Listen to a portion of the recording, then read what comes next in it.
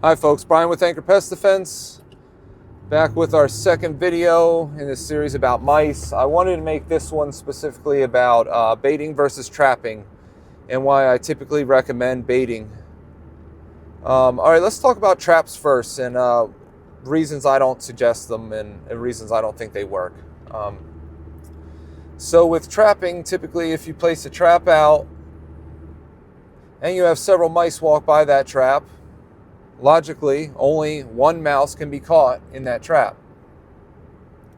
Sticky traps, you could argue that it might catch two of them, but you typically won't catch more than that.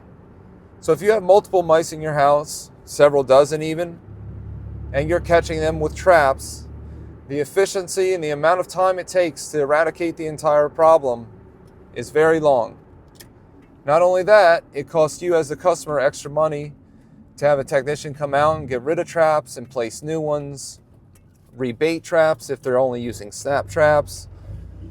And none of those are a good thing for you as a customer or for me as a business. It makes me look like I don't know what I'm doing, and it doesn't give you guys the results you want.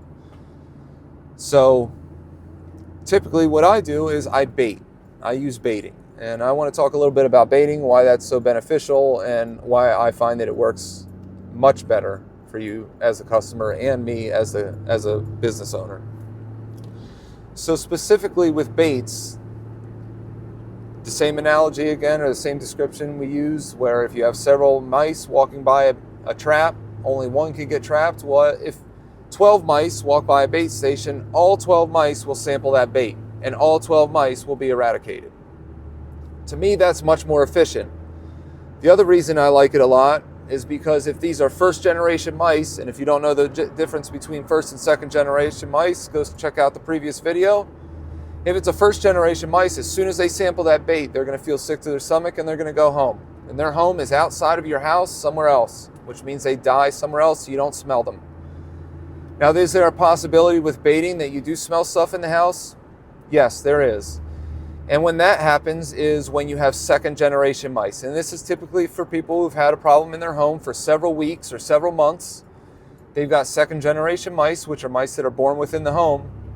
And these mice, when they sample the bait, just like you and I, after we go out to dinner and say to Outback, if we feel sick after we eat, we go home.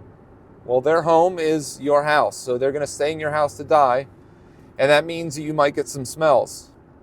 I typically only see this in about 5% of the homes that I treat. It is not common. What's typical and what's more common is that the second generation mice will sample the bait within your home. They will return to the attic, which is where they nest because they feel sick, and they will die up there where you don't actually smell them.